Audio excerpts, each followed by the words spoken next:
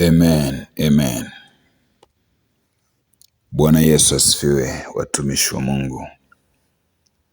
Ni wasalimu kwa jina la Yesu Kristo, mwana wa Mungu aliye hai.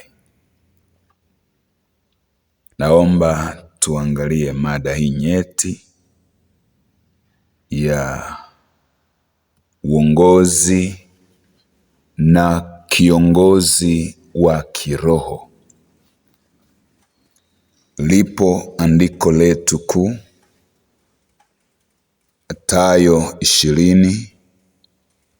Mathayo 20 mstari wa 26 hadi 28. Hili ndilo andiko letu kuu. Yeyote anayetaka kuwa mkubwa kwenu na awe mtumishi wenu.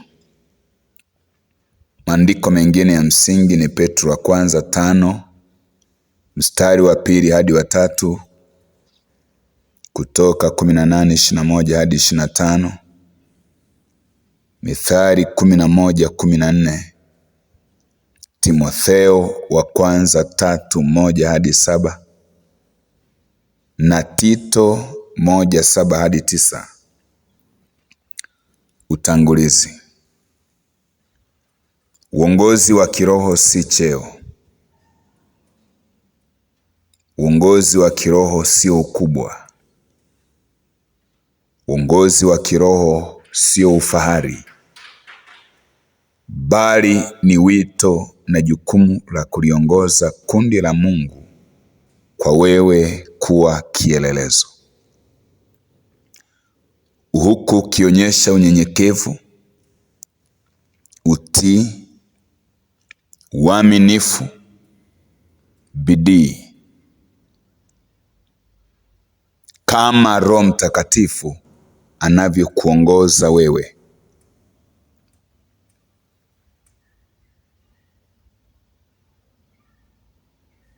Kiongozi wa kiroho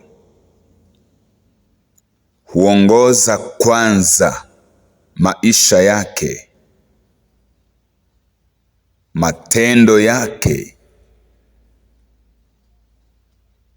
yakawa mema, kayaongoza yakawa mema, ndipo akaanza kuongoza mtu mwingine.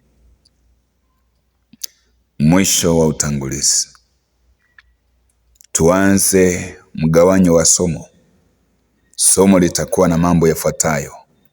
1, maana ya uongozi wa kiroho. Mithali 29:2, mwenye haki anapotawala watu hufurahi. 2, tofauti ya uongozi wa kiroho na uongozi wa kidunia. 3, sifa za kiongozi wa kiroho. 4, majukumu ya kiongozi wa kiroho. 5, nguvu ya kiongozi wa kiroho. 6, hatari za uongozi wa kiroho. Zipo hatari kama 5, tutaziona, kama vile kiburi, upendeleo, kutafuta sifa, dhambi ya siri na kukosa wajibikaji. Hiyo tunaiona Wakorintho wa kwanza 10:12. Lakini pia jambo la 7, tuangalia mfano kamili wa kiongozi wa kiroho kwa Yesu. Yohana 13:14 hadi 15. Yesu aliosha miguu yake, aliosha wanafunzi miguu, aliwahudumia, akafanya mambo makubwa sana, na hatimaye kujitoa maisha yake. Haya yote tunaona ni mfano wa Yesu kuongoza. Sasa haya ni mambo ambayo ni ya msingi sana tuweze kuyaelewa, mambo ya msingi sana. Kuna swali liko hapa. Uongozi ni nini na kiongozi ni nani? Hapa tuone maana ya uongozi wa kiongozi. Uongozi ni uwezo wa kuongoza watu kwa kufuata mapenzi ya Mungu Kiongozi ni mtu aliye na wito, ameitwa na Mungu kuyatembeza maono, kuyapeleka maono kwa watu wayakamilishe. Unaona inavyotokea? Kwa hii ndiyo inakuwa tofauti ya uongozi na kiongozi. Uongozi ni uwezo, enablement, uwezesho, empowerment, uwezesho.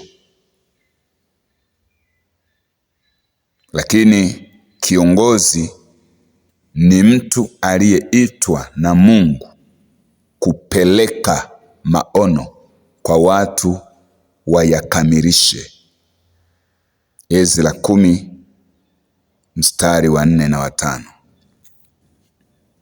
Mungu wetu awabariki sana watumishi wa Mungu kwa kunifuatilia. Somo hili litaendelea hivi punde.